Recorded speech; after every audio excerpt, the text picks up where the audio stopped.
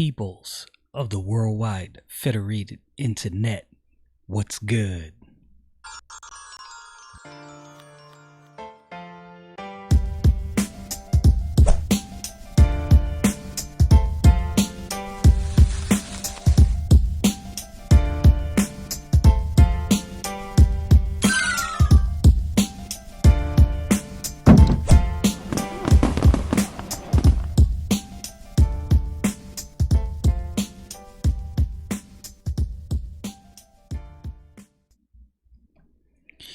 In this era, in this time of unrest and uncertainty, and when you don't know what is up and what is down, what's truth and what's not, I'm definitely thankful to God that I got saved years ago. And no matter what's going on, I know God is faithful and the Bible is true. So, with that being said, without further ado, let's get into this. Genesis chapter 23 and verse 1. And Sarah was 107 years old. These were the years of the life of Sarah. And Sarah died in Kirjath Arba. The same is Hebron in the land of Canaan. And now remember, for those of you who've been following, remember what was prophesied about Canaan as you're paying attention to what's going on here. In the land of Canaan, and Abraham came to mourn for Sarah and did weep for her. Abraham loved his wife. The Bible actually tells husbands, love your wives. We live in this ultra macho society. Nothing wrong with manhood. Manhood is good. Absolutely nothing wrong with it. But if you believe that manhood means you can't love your wife, if you believe manhood means you can't show affection to your wife, sadly mistaken. That word weep means to express sorrow, grief, or anguish by outcry, to shed tears from any passion, to lament. Abraham was definitely hurt about his wife dying at 120 years old. And Abraham stood up from before his dead and spake unto the sons of Heth, saying, I am a stranger and a sojourner with you. Give me a possession of a burying place with you, that I may bury my dead out of my sight. And the children of Heth answered Abraham, saying unto him, Hear us, my Lord, thou art a mighty prince among us. In the choice of our sepulchres bury thy dead. None of us shall withhold from thee his sepulchre, but that thou mayest bury thy dead. Now, go back to verse 2. And Sarah died in Kirjath Arba, the same as Hebron in the land of Canaan. Remember what the Bible prophesied about Canaan. So what do you think compelled the people of Canaan to say this to Abraham? God's plan, God's design will come to fruition. Period. You will not thwart God's plan. There's this viewpoint amongst some on the planet, and it's funny, there's certain things that you don't really think about. I was talking to some brothers from church about this a few weeks ago.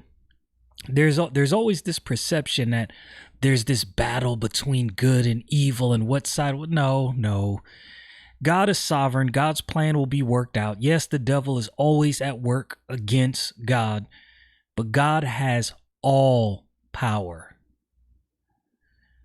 The devil can only do what God allows him to do. Let that sink in. And Abraham stood up and bowed himself to the people of the land, even the children of Heth. And he communed with them, saying, if it be your mind that I should bury my dead out of my sight, hear me and entreat from me to Ephron, the son of Zohar, that he may give me the cave Machpelah, which is in the end of his field, for as much money as it is worth, he shall give it me for possession of a burying place amongst you. So Abraham is not just looking to take; he's gonna pay up. He's gonna come up with the coin, as much money as whatever is worth. I'm gonna give him that bread. And Ephron dwelt among the children of Heth, and Ephron the Hittite answered Abraham in the audience of the children of Heth, even of all that went in at the gate of the city, saying, nay, my lord, hear me. The field I give thee, and the cave that is therein I give thee in the presence of the sons of my people. I give it thee, bury thy dead. Abraham has favor with God, and we see that favor being borne out. He's telling him, nah, I'm not taking none of your money.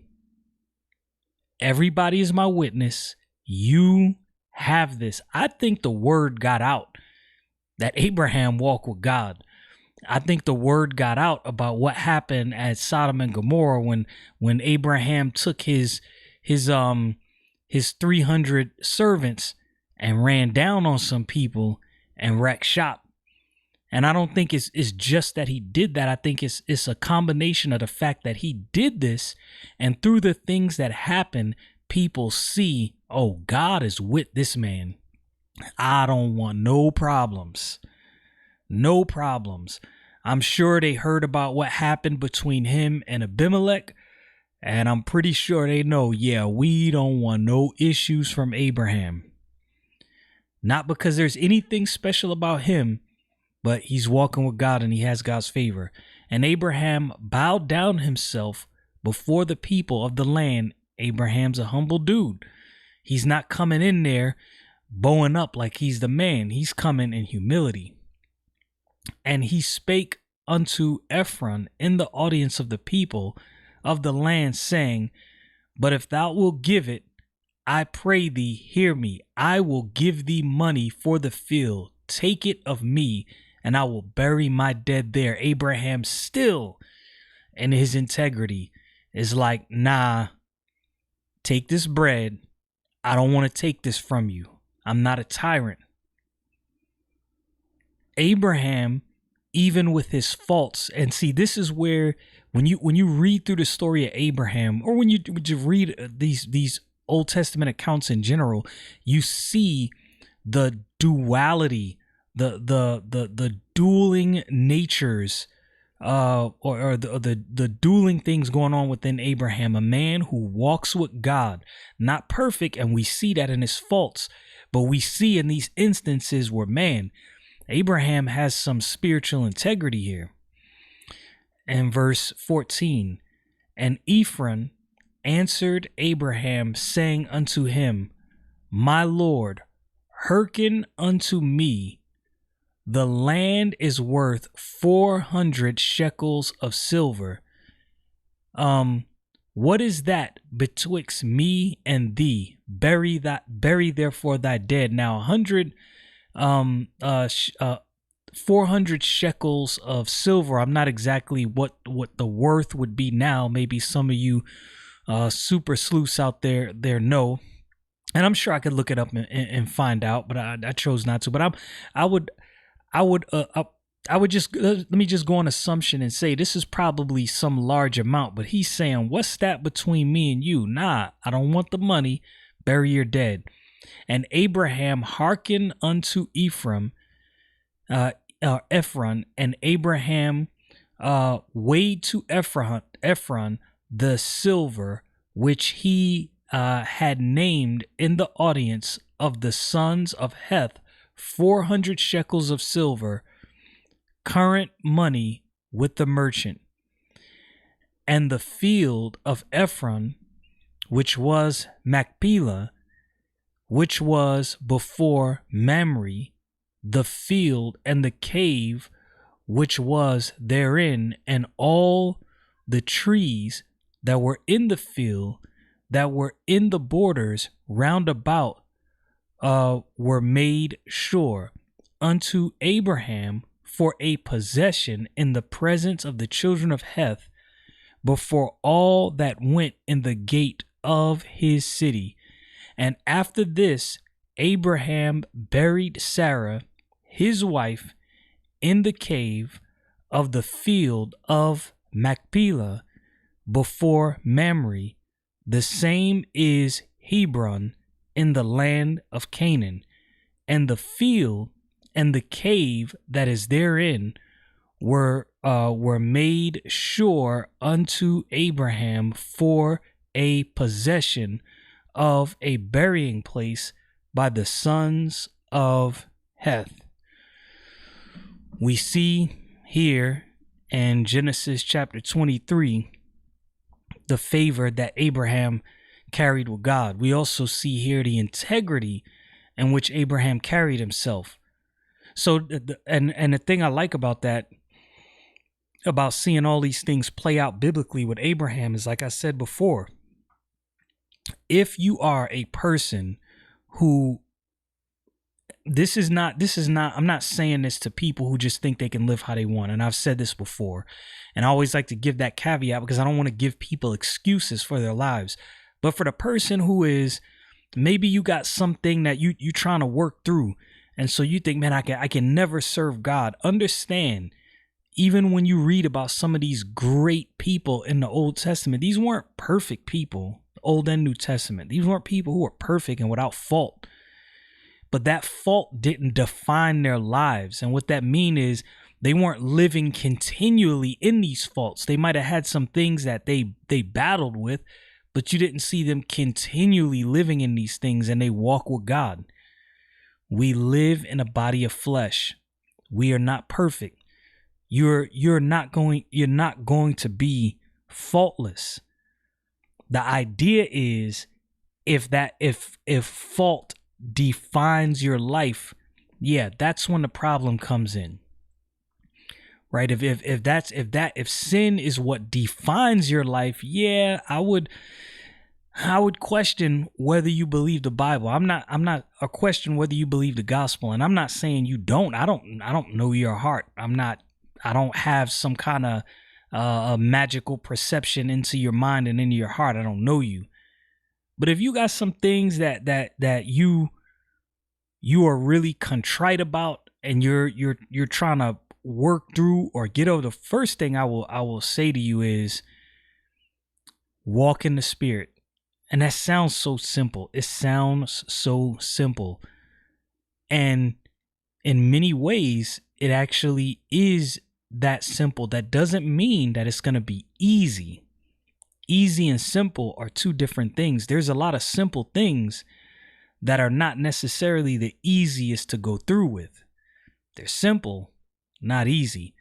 The Bible says it is God that worketh in you both to will, so to even have the desire, and to do, to carry that out of his good pleasure.